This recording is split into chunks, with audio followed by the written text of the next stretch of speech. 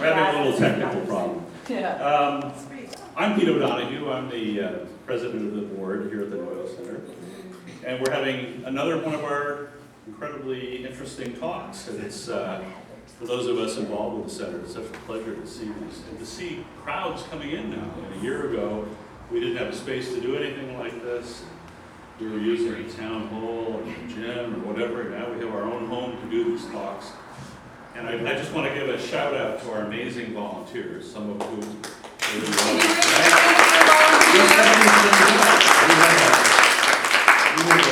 we have a schedule of really interesting speakers all the way through the end of the year. I'm sure we're going to do the same thing next year. So stay tuned to what we're doing. I think that almost all of our talks have been really good successes, and people are coming away with a much better understanding of what's going on in the ocean and in the environment.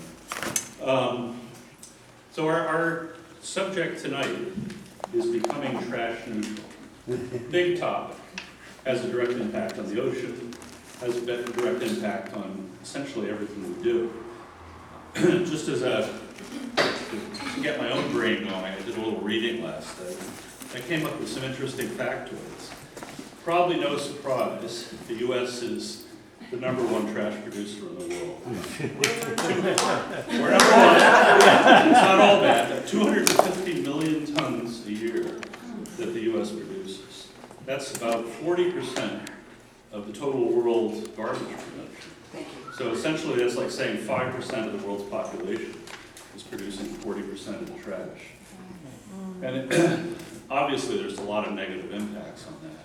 Something like more than half of our trash ends up in 3,000 waste bills, where it doesn't just turn into compost, it sits for decades because those fills are essentially traps that aren't meant to break products down, they're meant to preserve them out of the way.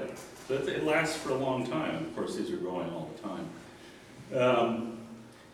Other thing more germane to those of us with a particular interest in the ocean is the amount of that waste, that 250 million tons, that's just plastics. 38 million tons of that. 15% of our overall trash is plastic, which I think most of you already know. We're just now starting to understand the negative consequences of plastic. We used to think sunlight and seawater would break it down and it would go away. Now we know it doesn't. It just gets smaller and smaller, and it gets into the food chain. So when you eat fish, you're ingesting some of that. It collects toxics. So it has really negative health impacts on wildlife and, eventually up the food chain, eventually on us. So it's something we really need to scale back to the extent that we can. The one other factoid that struck me when you're talking about tons and pounds, 2,000 pounds in the U.S. is about 2,000 pounds of trash per person per year.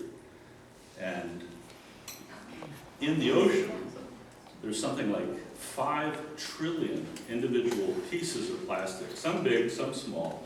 That's a lot of plastic. When you think we have, the Noyo Center has been involved for about 3 or 4 years now in beach cleanups, and we're picking up, a lot of the trash we pick up is plastic. But when you think of the numbers, 6 trillion pieces. And I have to say, the U.S. is not the major contributor there. Actually, most of the trash in the oceans comes from Asia. China, Japan, Korea, India, Vietnam, all produce huge amounts of plastic that ends up. So we have the Pacific Gyre that you all heard about, which is enormous, but every ocean now has its own gyre. So there are these rotating plastic drums, gigantic amounts of stuff that are impacting the environment everywhere around the world. So it's something we need to try to get under control.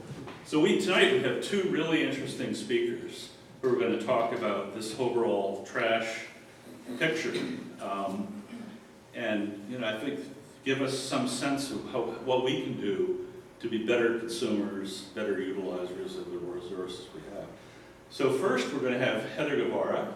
Did I pronounce that correct? Yes. Okay. Heather is the founder of Zero Waste Mendo, which is a fairly new organization dedicated to combating climate change and promoting better use of products as a way of making a better, safer environment. Heather It works with schools, businesses, NGOs, municipalities.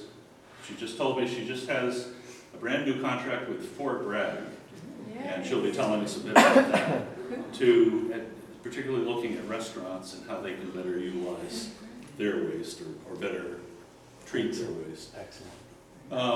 So Heather also has a fairly recent master's degree in counseling, and a lot of what she does is try to encourage people to improve their habits, to get away from the habit of being a waste promoter to being a sensible consumer that better utilizes the materials that come into their hand. She also, as I understand, she and her husband have a home that's as much zero waste as you can make it, and it involves edible recycling.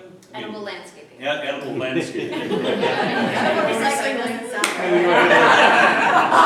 Low electricity, electric vehicles, so a lot of solar and a lot of wind power.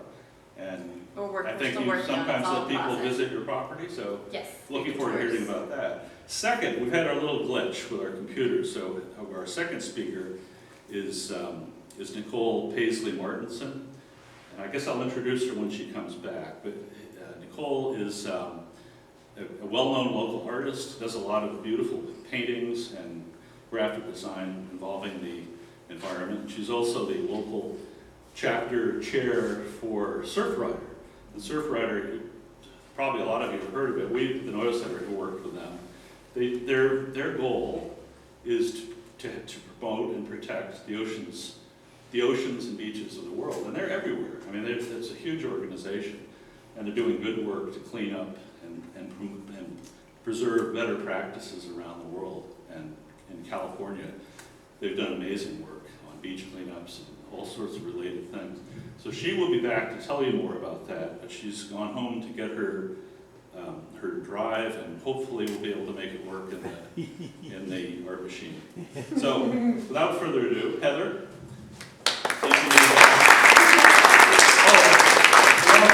There is a donation box up front. We do encourage people to leave. We ask for a $5 donation or whatever you can afford. It does help us put these programs on and support a lot of other activities. So either on your way in or on your way out, if you think of it, feel free to make a contribution. So, I've never used a microphone before, so it's kind of odd. It's like, oh, I need a little clicky thing. Neat. Do you have a clicker to change the slides? It's a good question. I can do it for They're you. over there and I'm over here. Tell me when you want. Here's a little thing. Oh, there you Is that it? No, it's a thumb drive. I don't Yeah. think that's it. Okay, so we'll just say, I'll say next and then we'll move on. You need to sit We can do it. Does that work? You're not. We missed that part. Yeah, we're just technically challenged this evening. Okay, so I'm going to talk about zero waste, and then I'll talk about Zero Waste Mendo and the projects that we're doing and whatnot. Basically, zero waste is about thinking about your consumption choices. So thinking about them from beginning to end, extraction to disposal. It's thinking about reusing everything. Everything is actually recyclable. It doesn't mean that it's actually getting recycled, right? You hear the little play on words there. So it's really just thinking about the design and changing products, changing our consumption of them. You go next. You should hit the right button, the That's right what I did. arrow. You should do it. Okay, cool. Yeah. Nope. It's not Hang on. working. Here we go.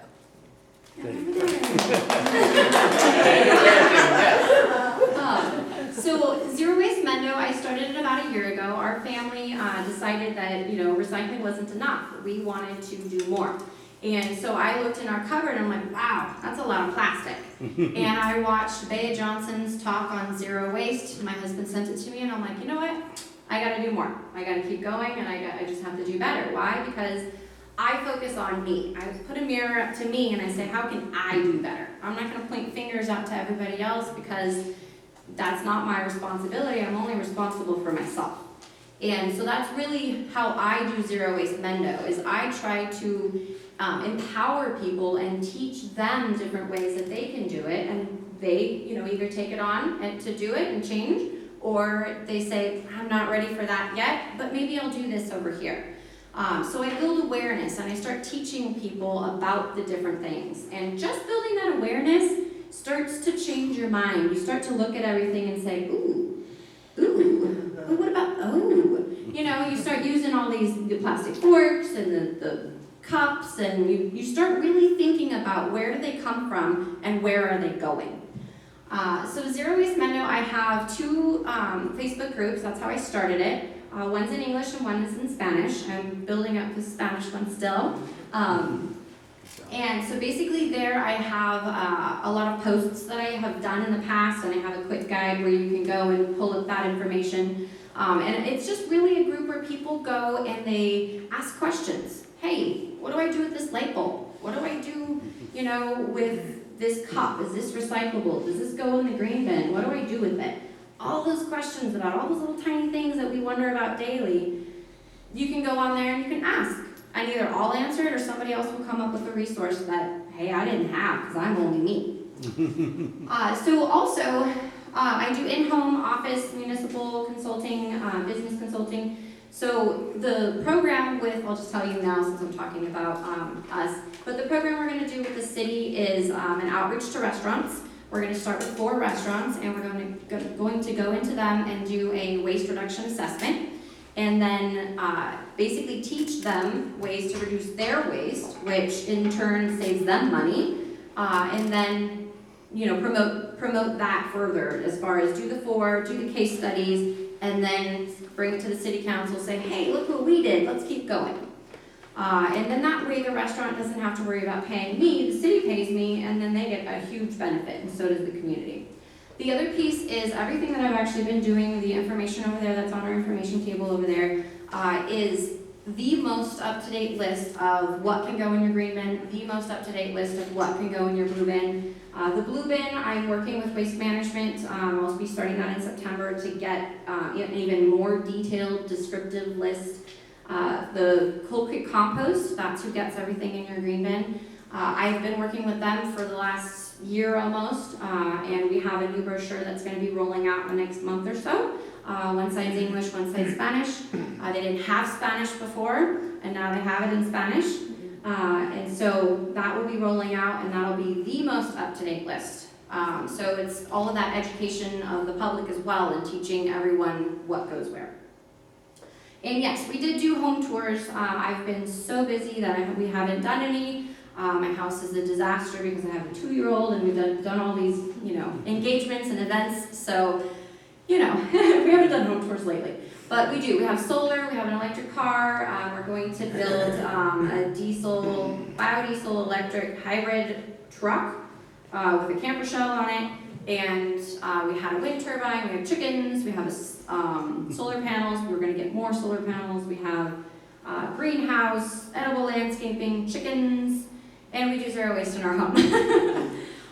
So it's kind of basically teaching people, hey, we're in the middle of town. Other people can do it as well. You don't have to have a lot of space in order to do some of these things.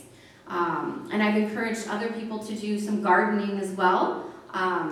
And that really cuts down on your bills as well. Zero waste is also about saving money. Okay, let's go on. Let's talk about zero waste now.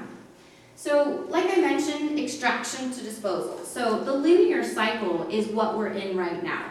We extract from the planet, and then we use it, and then we dispose of it. But we don't dispose of it in a way that the planet can reuse it.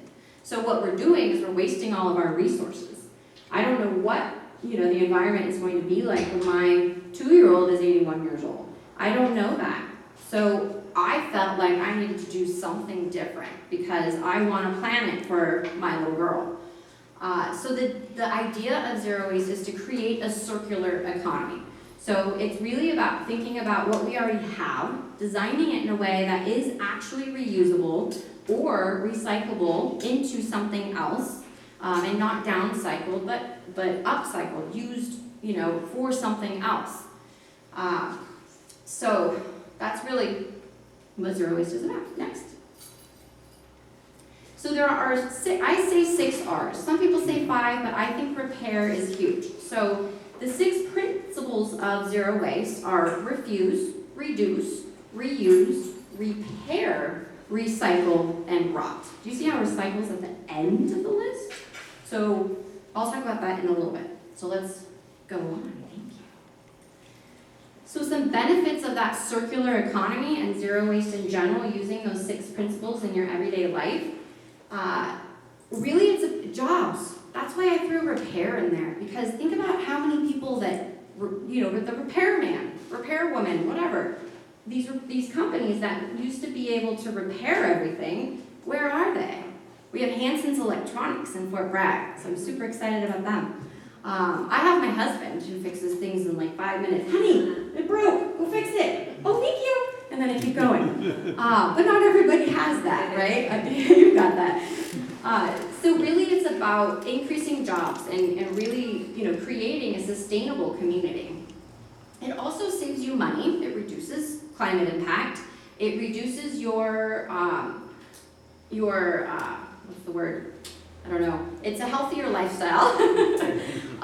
You're hopefully trying to buy organic if you can. You're trying to buy local if you can. And unpackaged, which means it's usually unprocessed. So you're buying whole foods. You're buying things that you're cooking. You know what you're putting into the food.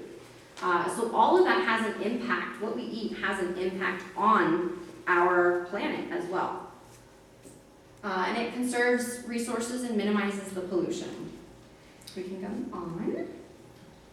So refuse. The biggest thing is to say no. We have an example over there on our table of reusable bamboo silverware. We have a to-go bag. We put it in our car. Everywhere we go, we have our own to-go containers, we have our own cloth napkins, and we have our own utensils. I refuse everybody's disposable stuff, right? We have our own mugs, we have our own cups. Why? Because I don't want other people's trash. I have enough toys all over my house. I don't need to deal with other people's, trash. I need to just pick up my kids' toys. So really it's about refusing. Freebies, single-use plastics, food packaging. Learn how to make it yourself. Sometimes things don't take very long. It takes me 10 minutes to make mustard, and I've got mustard for 6 months, and I didn't have a container. And it cost me 50 cents. I make my own deodorant. I was telling people it cost $1, but now that I've priced it out, it costs a little bit more. But it's less than $3 to make your own deodorant. And then I don't have another disposable container, and then I just refill that same container. So all of these things usually take only about 10 minutes to make. And then you just have it for as long as you want, and you know exactly what you've put into it. The other one, disposable items. Switching to reusables. Refusing the disposables, why? Because you have your reusable. And in your own home, if you've already, something ran out, your deodorant ran out, learn how to make it, put it in a reusable jar, or, reusable tube or something. Reuse that tube before you throw it away if you can. But it's about when things do start to, get to the extraction stage, or not the extraction, the disposal stage, then switch to reusable. It's not, don't run through your house and throw everything out and then go buy all reusables. As it dies, buy a new one. And then things you just don't need. I guess I can see the need. Oh, I can see it right there. It's just in black, not in white. But refuse the things you just don't need. Think about it. If you're going to make a large purchase, think about it for about 30 days. And if you come back to it, you're like, oh, okay, yeah, I do need that. But can I get it used? Can I make it myself? Can I refurbish something else to get what I want? Right? Think about that. Do you really need these things? And junk mail. Don't throw it in your blue bin. Open it up, take 5 minutes, call the company and say, hey, don't send this to me anymore. Thanks, bye. Guess what? We get very, very little junk mail. And it's just because I've called them and said, don't give it to me, I don't want your trash, keep your trash. Stop cutting down trees to send me stuff. Next, so that's refuse. Reduce. So reducing is about donating, going through, and that's kind of why my house is a little mess right now, because I'm going through the toys, cycling them out, we buy all used stuff, and it's just reducing, getting rid of stuff. stuff we just don't need. You have less dust. I have horrible allergies. Less dust to deal with. You have less stuff to run through your house and organize. So you save time, you save your energy, and then it disperses it to other people that may actually need those things. I put things up for free all the time, and people are like, yes, I need that. Perfect, I don't. So it's about building that community and redispersing things that we don't need. And then the wait 30 days, create household rules. I try to find a home for everything. Everything needs to have a home. If it doesn't have a home, do you really need it? If everything has a home, and you only touch it once, right? So you pick it up, you go over here, oh, I gotta do that too, and you set it down before it goes in its home. Well, now you have to pick it up again and then go put it in its home. So touch it once, put it in its home, and then one thing in your home means one thing goes out. You bring one new thing, one old thing goes out. Little tricks like that will help you maintain the process and maintain a lifestyle like that.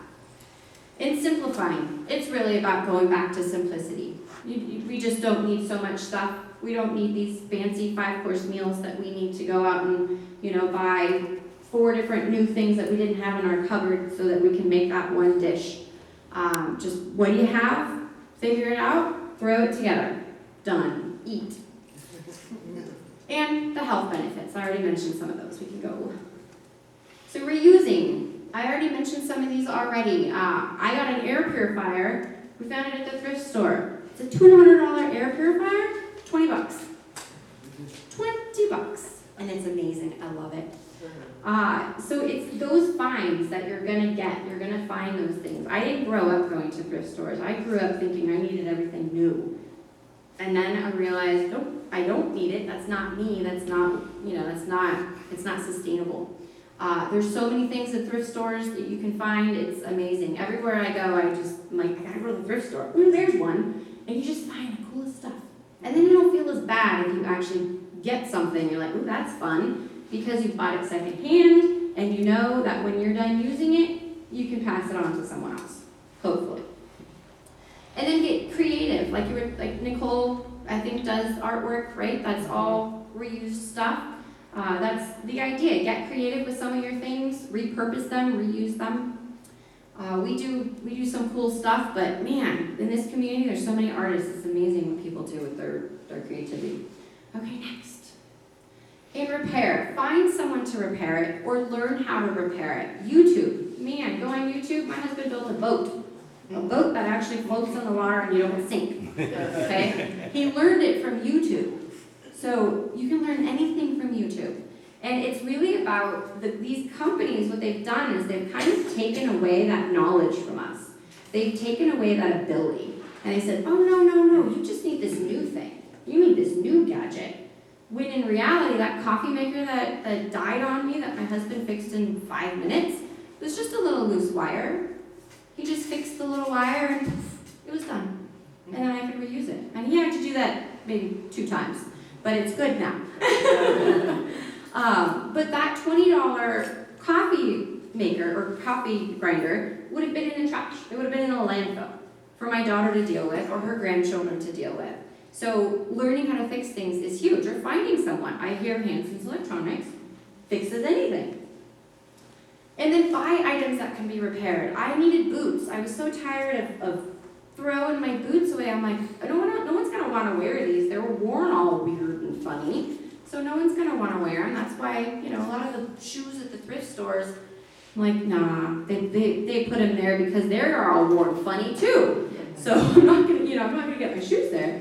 So I needed boots. I spent a little bit more on them, but now I'm going to have them for a lifetime. They can be resold, and they're good quality, and they can be repaired. So it's about buying those things, that are repairable as well.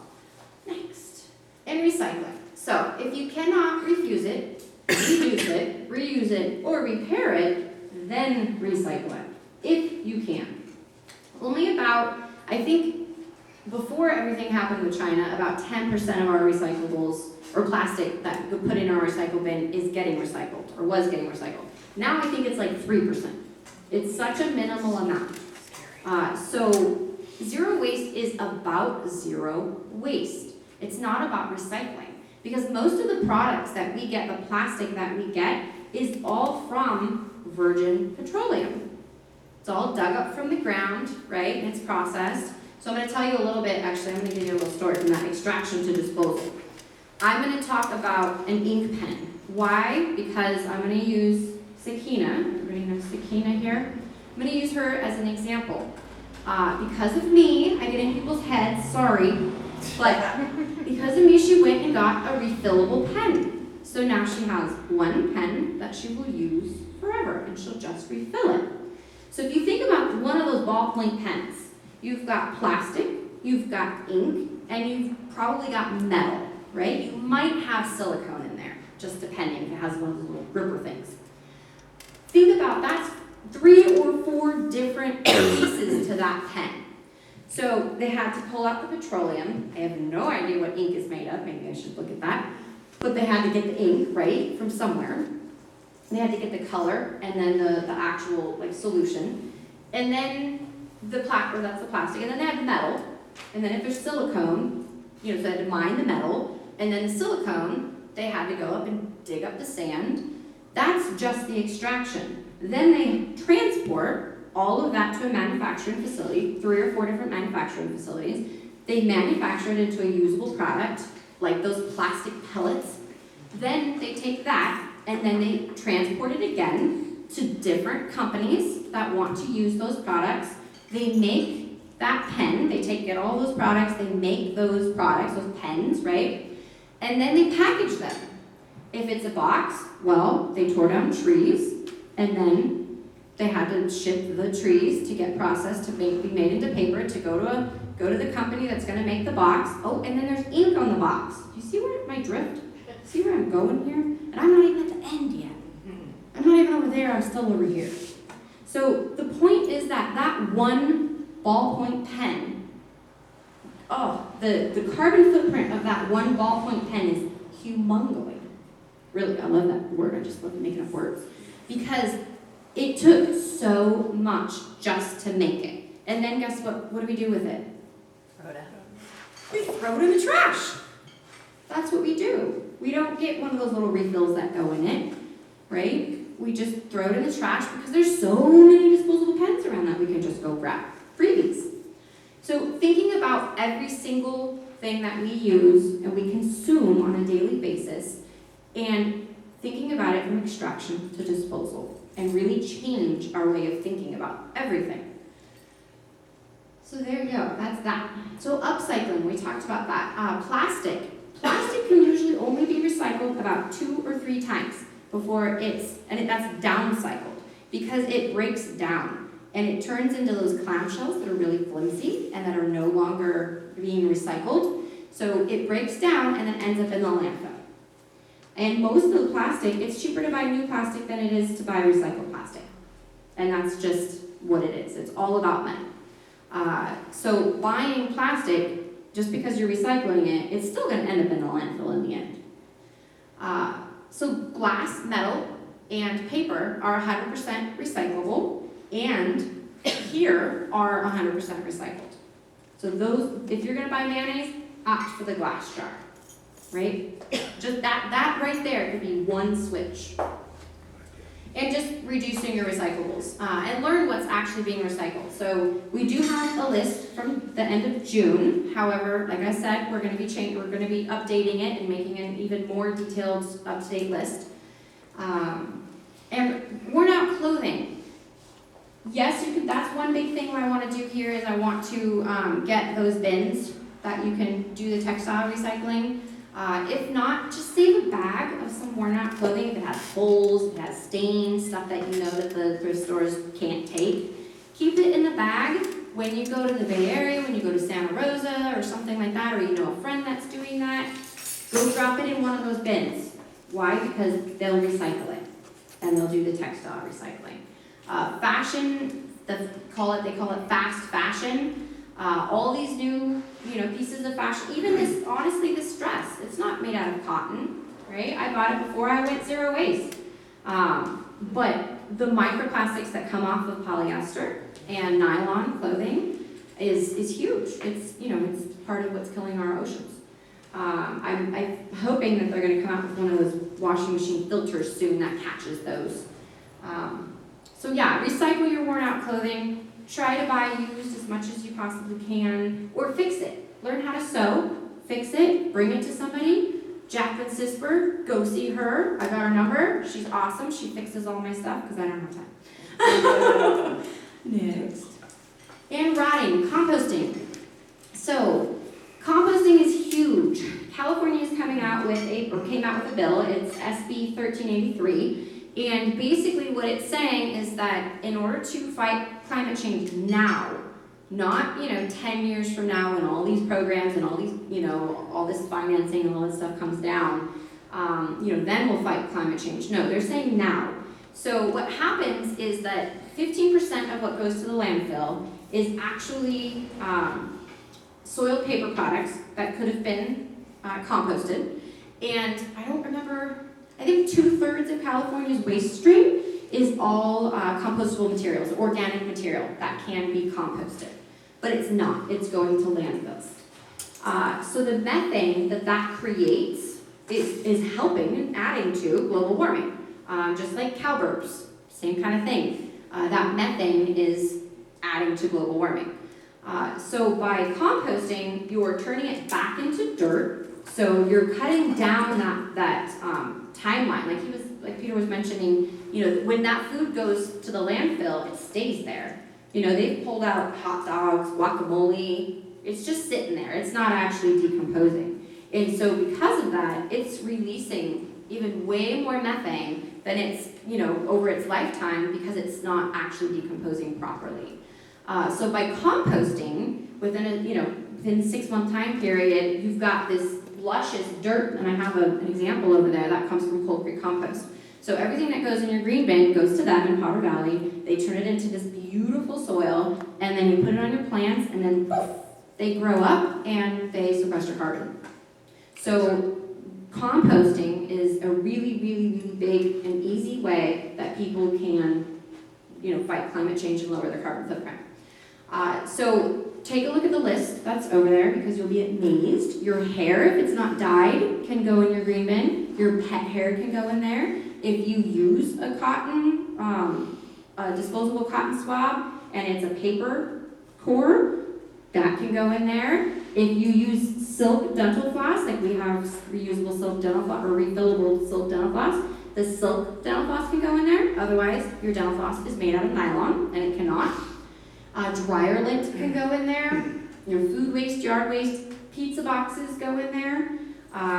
Paper plates, well, I can't say that to-go containers can go in there and paper plates and unlined stuff. So there's a big issue with, just because I have extra time, it seems like,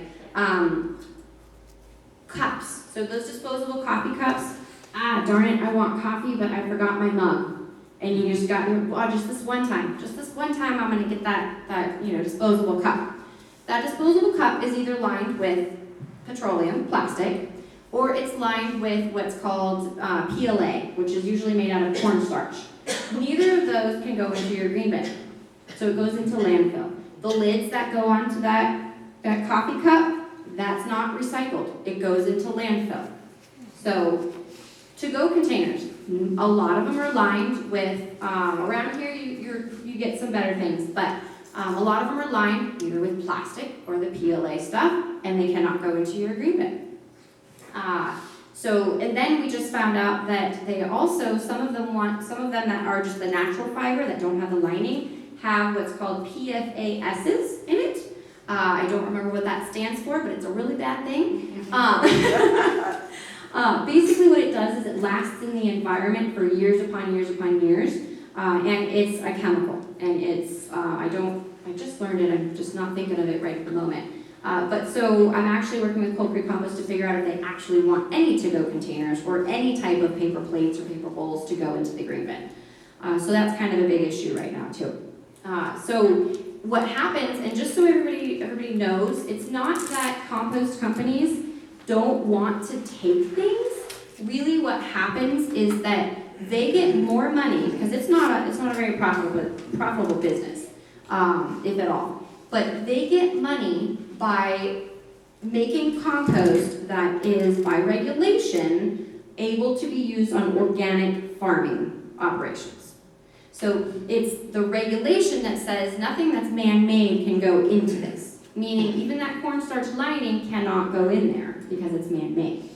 So it's regulation. So marketing has not met regulation. Those lovely compostable, I keep doing that, but those lovely compostable green bags, they cannot go into your green bin. They will grab it and usually the contents and they'll throw it into the landfill. Yes. So just because they've marketed to you and they say it's compostable does not mean that it goes into your green bin. It goes into landfill where it most likely will not decompose. That is why zero waste is about zero waste. Not just an alternative to plastic, it's just skipping it altogether.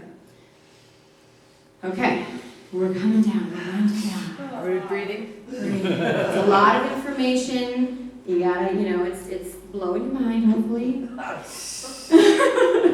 This is an old picture, but it is a picture of our refrigerator. Here's my mustard. I love it. So there's mustard. You can see we refill our containers. We have, something wrapped in paper. I do live, with other people, and so, you do what you can. Everybody's learning and everybody's on their own path. And, if you're the head of the household when it comes to shopping and whatnot, then maybe you're a little farther along than someone else that lives with you. Give them their space, give them their time, they'll start to shift. If not, just kick them in the butt. But most of this stuff is all reusable. Like I'm reusing that old soup container for, coffee by in bulk. I was sick. I got some ginger ale in glass. This is our growler. We refill it. This is our almond milk that I make. It takes 2 minutes. I don't run to the store. I literally was in a rush. I was like, I don't have any milk. I fill up my blender, throw my almond butter that I make in there, blend it up, whoop, got almond milk, done. 2 minutes, literally, took 2 minutes. So all of these things don't actually take a long time. This is the only thing in there, right there, that's plastic. I had that for like 2 years. I think I finally finished it. So it's all of these things, I don't have disposable, and it makes life easier. I don't have to clean my fridge all the time. I don't have what's in here? All this food's going to waste. Food waste is a huge issue when it comes to climate change. We can go to the next one, which is my pantry. There's my pantry. There's glass jar mayonnaise. Knock this thing over. There's a plastic coconut oil thing. I use a lot of coconut oil, and one little tiny glass jar doesn't work, but we reuse the containers. I do have some canned corn back there, and we've got some canned tomatoes. But otherwise, everything else is bought in bulk or we made ourselves. And there you go. And this is our to-go bag. Well, it's our old version of our to-go bag. It's been updated. But you pretty much have everything that you need there. And we just keep it in the car, and we have a process. So if anything is dirty, like cloth napkins or whatever, it goes on the floor, in the car. And as we get out of the car, we just pick it up. We have our to-go food already in our containers. Go in the house, and then everything gets washed. Once it's washed, I have one spot right next to the door. Whatever I put there goes out of the house. That stuff goes out. It either goes back into the car, into the to-go container, or it goes to somebody else's house. Hey, this was yours. You gave it to me. Here you go. Have it back. I don't want it. Thank you. So, I think I already mentioned most of this, but what I like to tell people is it's a process. We didn't do this overnight. It's normal for me now, and so I do look around and I'm like, oh, because I don't remember what was normal for me, because this is so normal now. And that's normal. It happens, right? So everybody's in their own process, but what I say is to pick one thing. Pick one thing. I'm going to use my friends over here as an example. Cloth napkins. I got them to switch to cloth napkins. Woo! Among other things, because they're doing a bunch of other stuff too. But it's just pick one thing and start there. Make it a habit. Figure out your process. I'm still on toothpaste. I haven't had enough time to figure it out. So I'm like literally down to the last little bit in my recyclable tube, which they probably aren't recycling, of toothpaste. But I'm like, oh, no, please, magically fill up again, because I need to figure out toothpaste. So it's a process. You need to figure out what you like, what you don't like. This shampoo bar might not work for you. This refillable shampoo that you got, you don't like it. So just figure out what works for you. Figure out one thing at a time. Take a little bit of time. Once you figure it out, okay, got it. I figured out, I know how to do it. Now I'm gonna make it a habit, because it takes about 3 weeks to make a habit. Once you got it, you got your process. Okay, now I'm moving on. What's next? We have a challenge over there. You can mark off the things that you already do, and then you can, because you do a lot. So remember that. Pat yourself on the back. Figure out where you're at. Ooh, I do all that stuff. Okay, good. I'm not so bad here. I'm good. Then find more things. Pick just 1, 2, do them, and then switch. And I think I've pretty much said all of this. Produce bags, shopping bags, your containers. Bring your own containers. Bring your own bags for the bulk section. I see people all the time going and putting produce that wasn't packaged or bulk food that wasn't packaged in packaging. Why'd you do that? I don't get it. Good. Okay, Great. so switch to bringing your own. And these are just some of the campaigns that we're doing. I think I already kind of mentioned what we're already doing. And we're going to do questions at the end, correct? Yeah, but while I get Nicole's presentation pulled up, if you wanted to do, if anyone has like burning questions right this Perfect. moment, otherwise then we'll do like a kind of Q&A with both speakers. I know it's a lot of information, and I tried to give you a little extra because this is, we have a little bit more time. So are there questions? Yes. What do you recommend for disposable electronics and batteries? So we use and we sell rechargeable batteries. And as far as electronics, you do your best to find a recycling spot for it. So like phones, I have a couple of phones that cracked and I need to recycle, and they just died because that's how they make them nowadays. There's a place in the Bay Area that I know that I can recycle them, and so I just stockpile them until I go down there, and then I put them in one of those recycle bins. Where's that? So I know in Fremont is where I go, and in the mall, in Newark actually, right there. In Newark at the mall, there's like a little bin, and then you just put in the model and you just put it in and recycle it. Sometimes you can get money if it's worth anything. So it's really about finding, you have to dig, you have to, take a little bit of time and figure out where to put it. And sometimes it's hard. It seems like our dump up 409 takes electronics. I mean, they have a big pile of stuff, and we put our stuff in there too. So I actually haven't been there. I haven't gotten to figuring that out yet. So that's why I have my group, because other people can come and say, hey, that's what you could do. How many of us can get to Newark? Yeah. So I suggest checking with that. I know we took some old computers and they made us go and have them erased. Yeah, you have to. There is a computer repairman here that I know that will take them, Sage, will take them and recycle them. I actually have a couple of computers to bring too. Okay. So yeah. Was there another question? Over this way. Over which way? Where am I at? Your friend. I didn't want to ask a question. I wanted to say something. Go ahead, sweetie. When you were talking about YouTube, that you learn a lot of stuff, Mm-hmm. sometimes when I watch YouTube, I like to watch videos about how you can about how you can reuse stuff. That's perfect. Because there's so many ways, aren't there? It's really fun to find because people are so creative and they find so many cool ways. So awesome, good one. Any more questions? Good? Okay. You got it? I have a question. So what do you cost to come into somebody's house and do an assessment? For an in-home, I'm at $50. I'm trying to make it reasonable for people at home. When it comes to businesses, it's $50 an hour.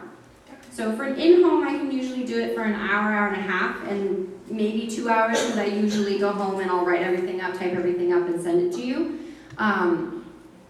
So that it ends up being usually about 2 hours. But when it comes to like business and whatnot, I do $50 an hour. Thank you. You're welcome.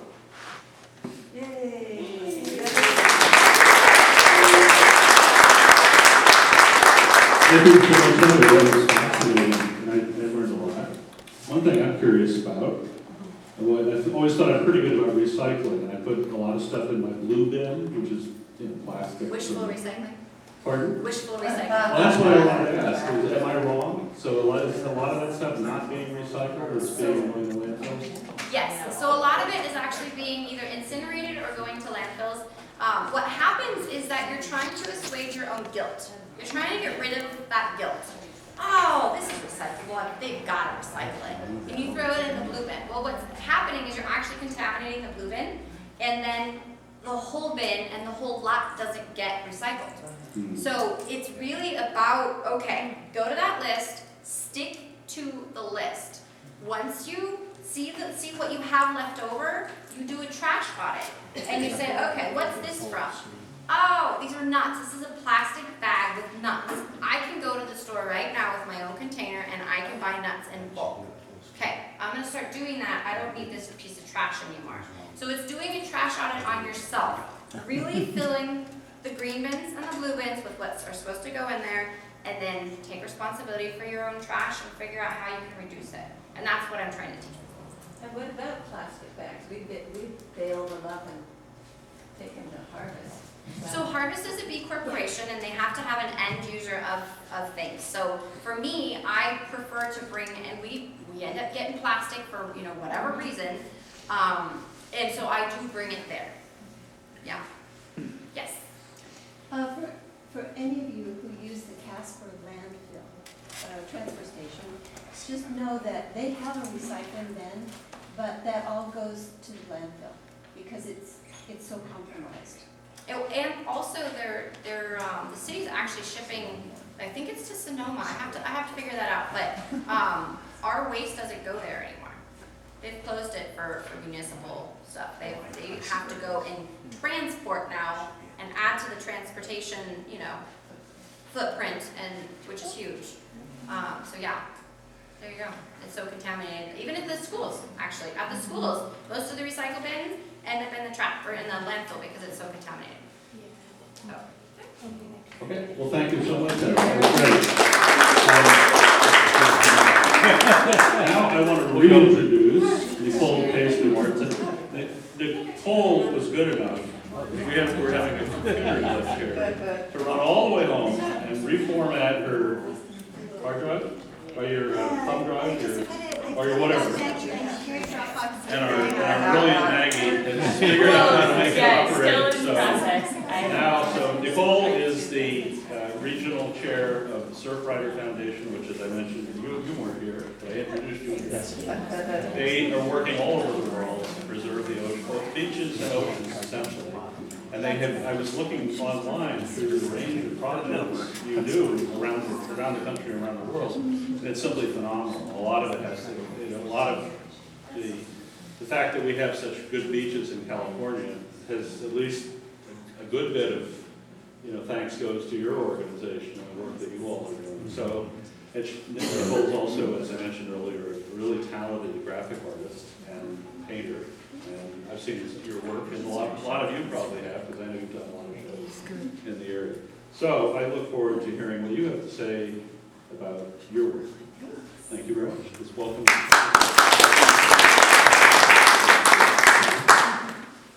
want to thank everyone who helped me with my technical difficulties. So yeah, I am with our local Surfrider Foundation chapter. Surfrider started in 1984, and we started as a beach access organization in Southern California. They were having a lot of development on the beach. A group of surfers got together, tried to limit development at Malibu.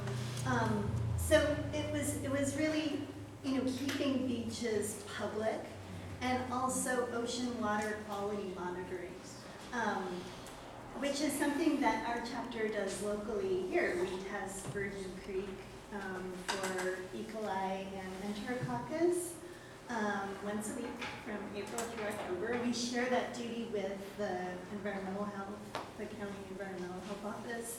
They do 5 other spots. So some of the other local things that we do a lot lot of beach cleanups. We are starting a youth club, which is really exciting to me.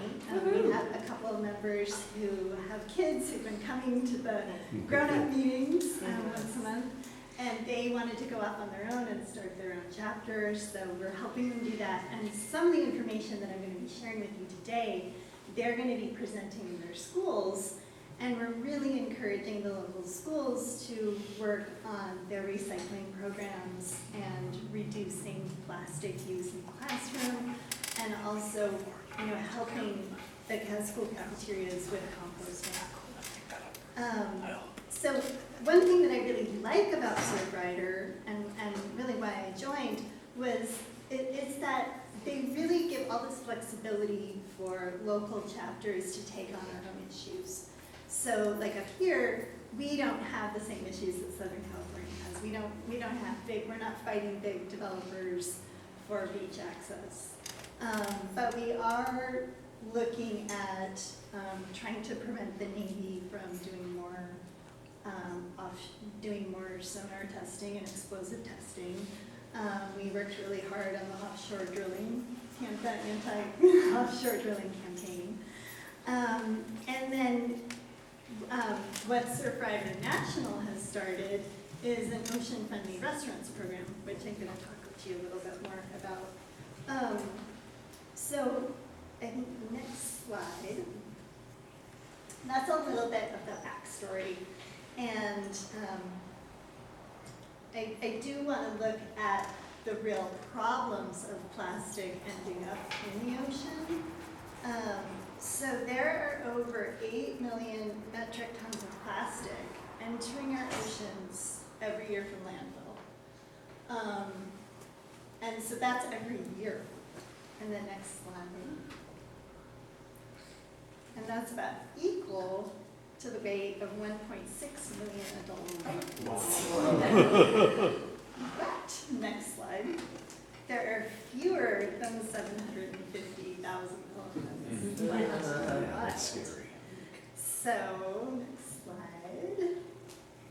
We now live in a world where the amount of plastic entering our ocean in a single year is more than double the amount of elephants. That's scary. Yeah. So, next slide. Thanks. So what are the impacts of plastic pollution, right? Because sometimes it's just overwhelming. Like we get those numbers of the volume that's out there in the ocean, but what is it really doing? So, the biggest thing is marine wildlife. So the impacts of marine debris have been reported in 663 marine wildlife species, including fish, whales, turtles, and seabirds. Over 50% of these reports documented entanglement and ingestion, and over 80% of the impacts are associated with plastic. So a lot of net and fishing line. And then, impact of climate crisis, that's huge. Over 99% of plastics are produced from chemicals sourced from fossil fuels. So plastic refining is one of the most greenhouse gas intensive industries. From cradle to resin, plastic racks up a hefty carbon footprint. And then there's always our health. Microplastics in our water, seafood, salt, beer, and even the air we breathe. Plastic packaging is known to leach toxic chemicals into our food, like just plastic water bottles are shedding BPA's into our water. And then disrupting nature, from the bottom of the sea to the top of the mountain, scientists about the plastic, and it's even replacing plankton as the base of the food chain. Next slide. So what are our solutions to plastic pollution? We have beach cleanups, which are great. I'm all for beach cleanups. It is kind of the gateway to activism. People get really excited about beach cleanups, which is great. I mean, it's kind of like a treasure hunt, which is a little bit of an oxymoron when it's such a sad reason to be at the beach is cleaning it. But it's interesting how people will focus on one particular thing. Like I've seen people just pick up styrofoam or just zero in on cigarette butts. So it's kind of a psychological thing, I think. And the Ocean Friendly Restaurants program, which I'm going to talk a little more about. So that's something that Surfrider developed to really celebrate restaurants making positive changes to their plastic-free future. And then reusable alternatives, and I'm sure Heather talked a lot about that, and I'm really bummed I missed that part of the presentation. So next slide. I do want to talk about the importance of beach cleanups. I'm not going to focus on it a lot, but it kind of gives us the metrics for looking at what we're finding in the ocean, and then seeing what kind of changes we need to prioritize to make. So of the global cleanups, the top things are really food service industry. Like we've got food takeaway containers, cups and lids, plastic straws, plastic silverware, plastic drink bottles, right? So this is the Ocean Conservancy data. So again, right up there in the top 10, you've got food wrappers, plastic bottle caps, straws and stirrers, plastic takeaway containers. And that's from the International Coastal Cleanup. That's coming up in September. So next slide. So this is data from a recent beach cleanup that we did.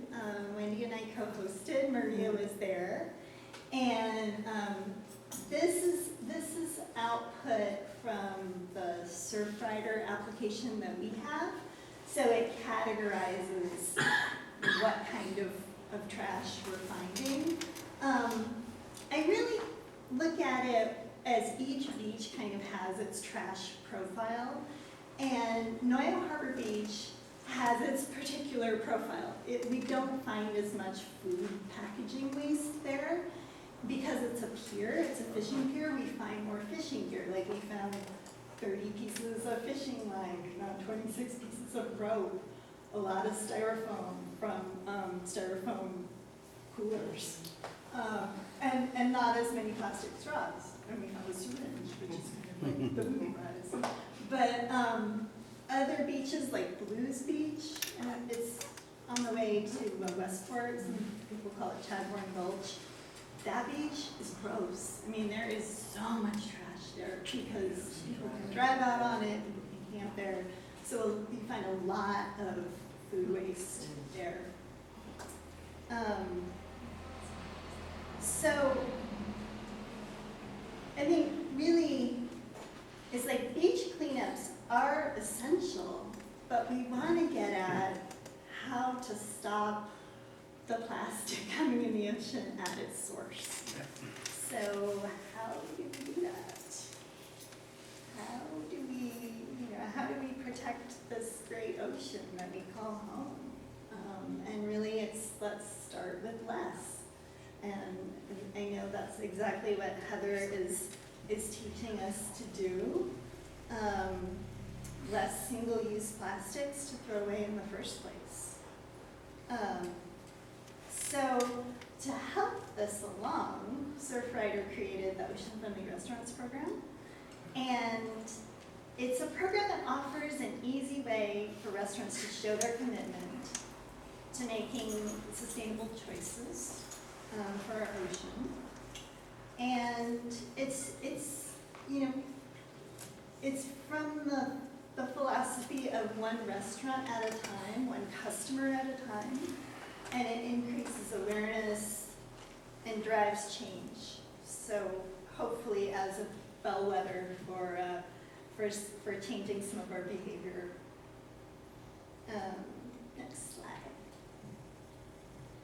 So this is some data of why we need ocean-friendly restaurants. So an estimated 100 billion single-use plastic bags are used annually in the US. So not as much in California, but other states, right? And then restaurants use an average of 5,800 gallons of water per day. By 2025, for every 3 tons of finfish swimming in the ocean, there could be 1 ton of plastic in marine waters. So that's a 3-to-1 ratio. And then we talked about, the 8 million tons of plastic entering the ocean. And Heather talked a little bit about that right at the end, about how,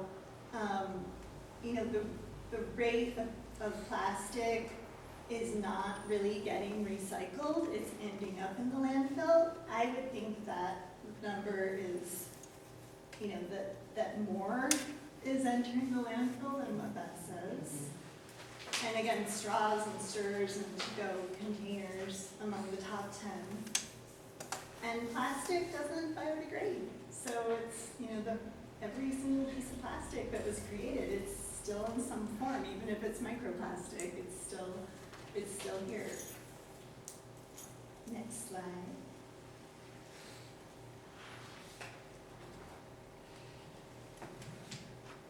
So I do want to say that in learning about the Ocean Friendly Restaurants program, we don't want to make it seem as the restaurants, they don't need to be our scapegoats, really. We're not blaming them for the plastic use. It's the demand is there, and the burden shouldn't be on them to change their ways, but we want to encourage restaurants to be ambassadors for best practices and kind of use that opportunity as a teaching moment for everyone who walks through the door.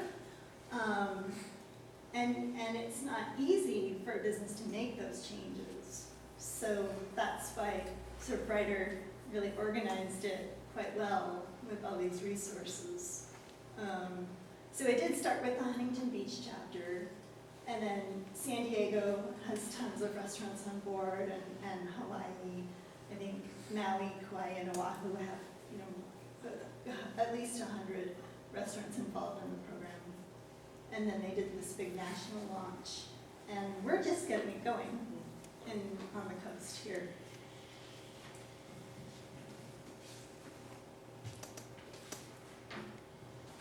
So there are 50 chapters from Surf Rider who are involved. There are over 500 restaurants.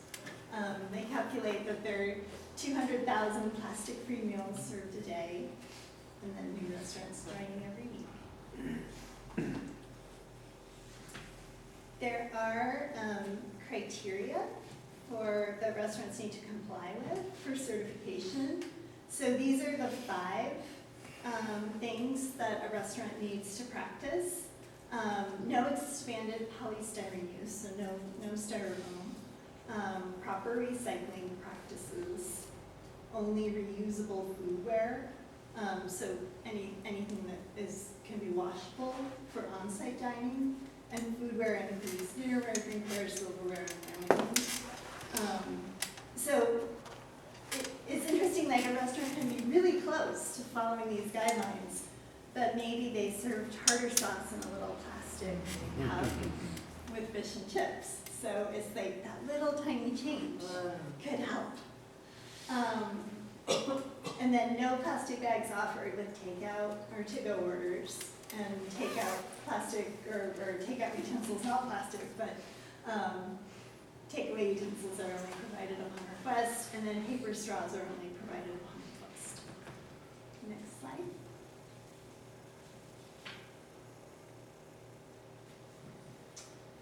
So then the previous slide, those 5 are mandatory. These are optional, where a restaurant could choose 2 of these to take on. So no beverages sold in plastic bottles, a discount offered for customers bringing in a reusable mug, container, or bag. And that I would love to see more of, because I think that's a really fantastic way to put the responsibility and the involvement on the customers of like, oh, I'm bringing in my coffee cup, I'm gonna get 10 cents off, or whatever that discount would be. Vegetarian and vegan food options are offered on a regular basis, and that's just trying to encourage more of a plant-based diet that has a smaller carbon footprint. All seafood is best choice or good alternative, as defined by Seafood Watch, where it's certified as sustainable. And then water conservation and pollution mitigation efforts are implemented. And that can be a lot of like how a restaurant handles their grease trap. And then energy efficiency efforts are in place. And that one is really just like using LED bulbs, pretty simple. So next slide.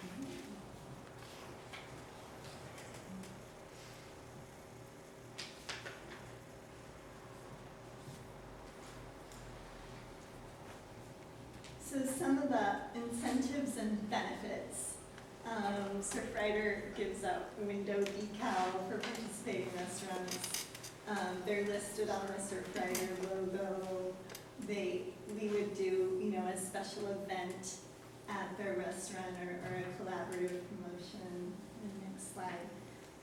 And they do have a huge social media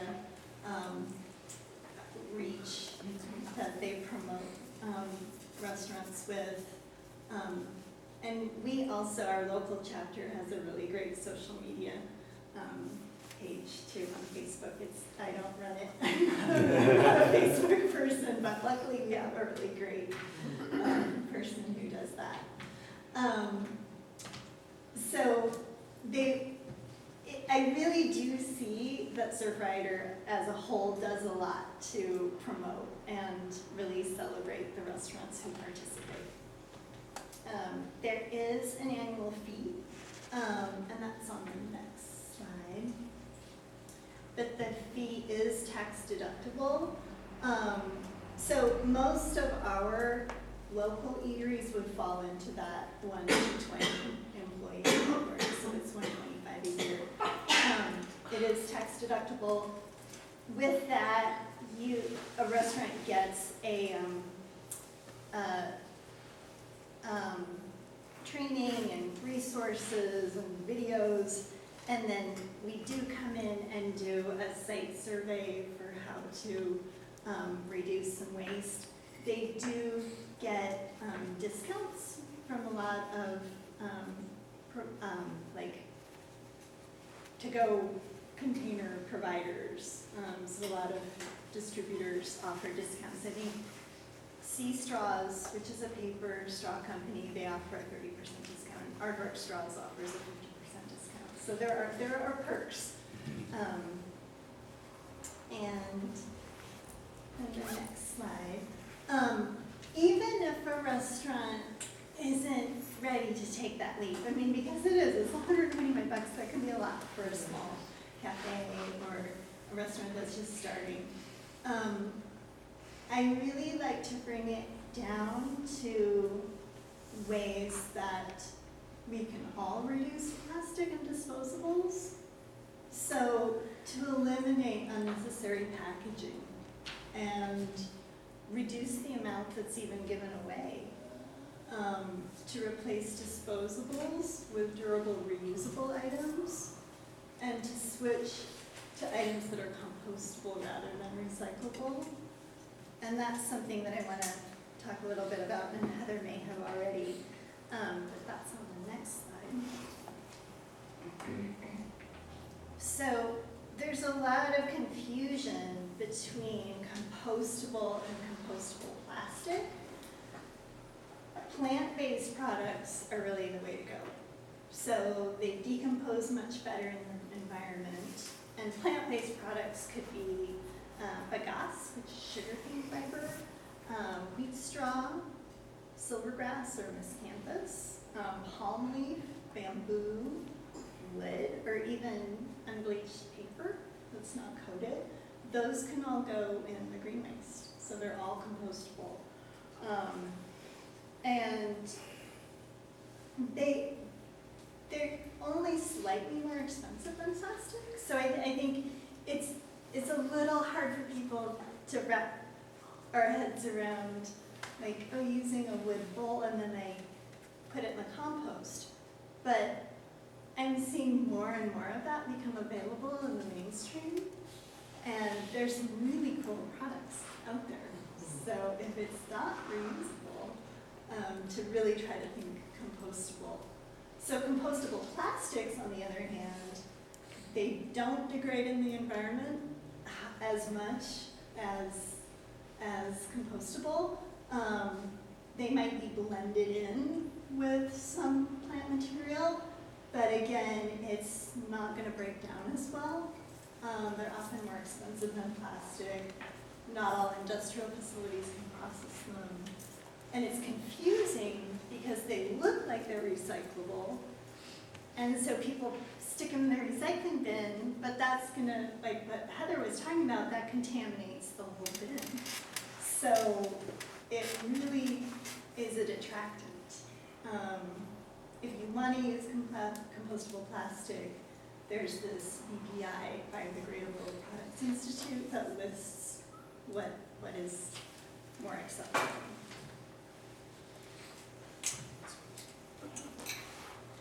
So I want to close by asking, what can we do, really? I guess it's like, what is my ask? And really, we're trying to get the Ocean Friendly Restaurants program going. We would love your help with that. So if there are places that you go to dine out at regularly, we'd love to hear about them.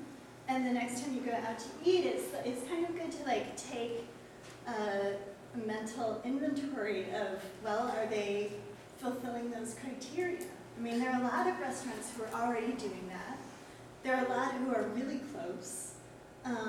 You know, I think of like, we have our chapter meetings at Princess Seafood, the little market down in Harbor, and they're so close.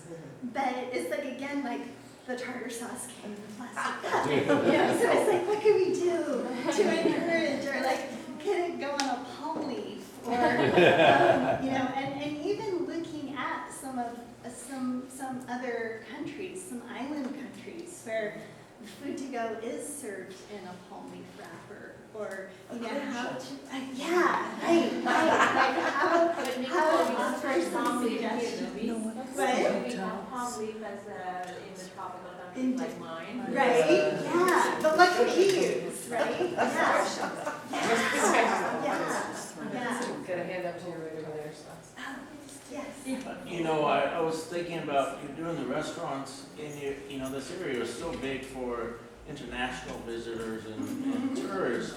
Is there any interest of trying to get a message out to, I mean, like our bed and breakfasts or hotels, you know, that when people come, it's not just, okay, a sign in the window or something, this is ocean friendly, but sit here and say, okay, and I'm not saying different places could promote, okay, we got these straws, Yes. this is a very, you know, thing, so it's not just, okay, we're working as here, but as people come in, they go, oh wait, we have nothing like that back home. Right. Or in our area, Yeah. and then they go, okay, To make it more of a unique Yeah. experience. Yeah. No, I think that's great. I would definitely want to bring that in. Yeah.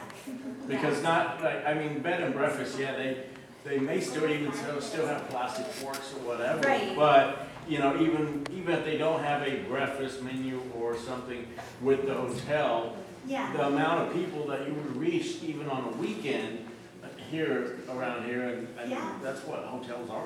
Yeah, right. It is the concierge service, Yeah. right? And they're kind of the guidebooks for exploring the local areas. So I think that's a great way to promote it. Yeah. And Jalisco, Mexico, Wherever restaurant or little business Yeah. who use strong or plastic bags, Right. they need to pay fine. They must pay a fine. Yeah. Yeah. that's good. Yeah. Yeah. And they, yeah. Also in Mexico, one point, I have family over there, and when it was one of my uncle's birthday, we went to buy some candy, and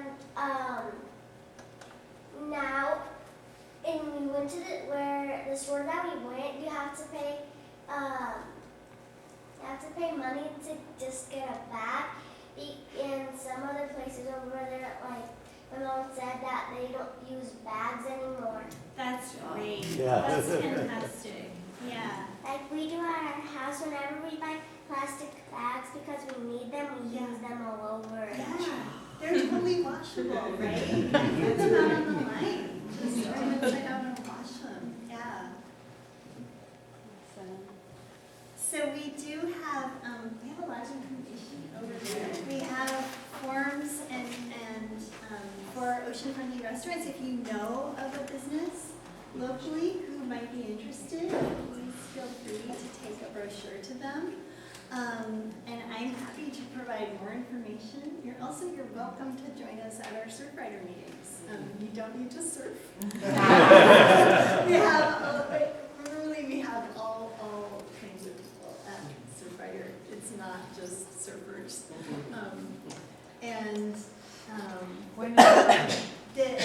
We meet the fourth Thursday of every month. We do have an email sign-up list there if you'd like to get on our list. We email infrequently, really once a month as a reminder about the meeting. So thank you so much.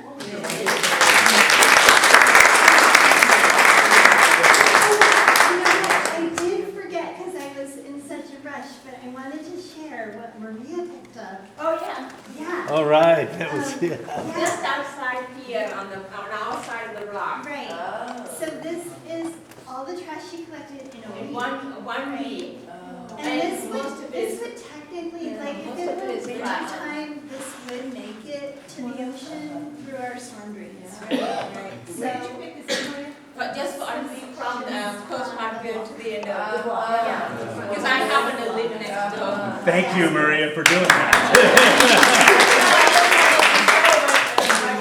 can I take Keep it you young. with me on the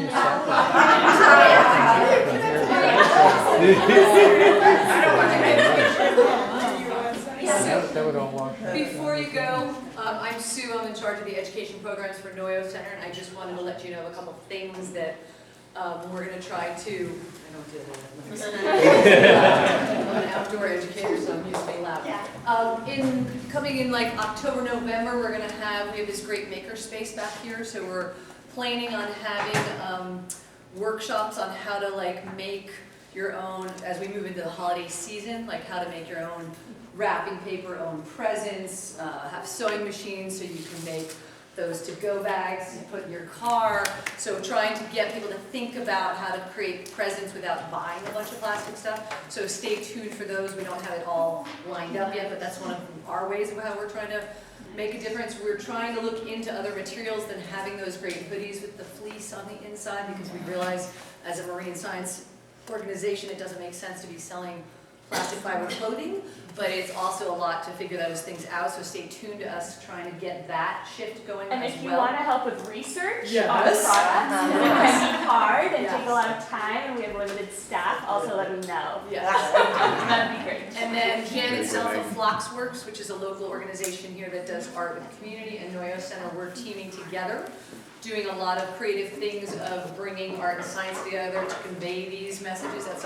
This is the beginning of our plastics display over here, but something that we're thinking about doing that we're going to try out in the schools is starting to collect plastic caps, because that's one thing that does not get recyclable. So to start setting up containers that we collected in the community and then turn that into art, turn it into mosaic pieces that maybe are out on the fences out by our visitor center or something like that. So we're going to be doing that coming up in the next couple of months, so keep your eyes out for, what's that? Kind of like that, yes. Taking some, but especially the caps, like everything from laundry bottles, that kind of thing. So I'm in the process. I'm going to try to set it up at different businesses, maybe Harvest, different stores. So just keep your eye out for different ways that we're trying to help with some of this plastic overload and turning it into art to educate people about that. We have our intern created this amazing mobile that's hanging above you just from trash that was collected from the beaches. She went and glued them onto fishing lines. Has this effect of going, wow, it's so beautiful, and then you go closer and you're like, oh my God, wait, what is that hanging on there? So that's what we're trying to do. We're trying to get you to think more about it. I was just thinking, I walk around quite a bit, and I know that now August and September is close to visitors, whatever. Just riding my bike on the trail along today, I saw a cigarette butt. Boom, boom, boom, boom. Plastic thing, boom, boom. So I was wondering if there's any way at all that we can get the community or the high school students or elementary school students get involved in that cleanup, that, coming up in September, or even like, whenever we wanna do it. Yeah. Not just that beach, Yeah, no, exactly, make it kind of a Go to collective. your backyard and pick up Yeah, everything in the exactly. back alley. And we're also connected up with Mendocino High School has a sonar program, there's a class, and the teachers there are gonna challenge their students at one point to collect all their trash for a Right. period of time, and then we're gonna take that and turn it into an art piece. So there's many different things that we're trying to do to work with in the context of these topics. So I can't thank you both enough for just giving us a lot of information to take in, but I want you to remember that Heather said start with just one thing. Instead of being the deer in the headlights and giving up on all of it, just try and do one thing. And once you get that down, then get excited and go for that next thing. I'm the lady that washes my bags over and over again, and I'm drying all over my house. So it's fine. I wanna know how she makes toothpaste when you get that. I have tooth powders. Yeah, there's recipes online, I can show you. But they don't have the No, they don't have, no, it has xylitol, cacao powder, coconut oil, baking soda. I think I just need to add a little water because it's solidified. And I don't do anything else. I just want, thank you, Sue, I'm glad you pointed out the art center and other organizations have done a lot for that. As you can see, there's more back there. We've produced some beautiful things, Sue and Blockworks and others. And just thinking about things you can do, I have a brand new dog, so I've been walking it on the beach for the past two weeks. And now whenever I'm there and I see something plasticky, I just pick it up and put it in my pocket or in my bag, and I bring it home and find a better place to dispose it. So I think there's all kinds of things you can just do in your daily life, little things that, it's not gonna solve the global issue, but it makes a nice, makes a little bit of an impact on our local beaches and environment. So just think about things. And I really want to thank Nicole and Heather for two fantastic presentations.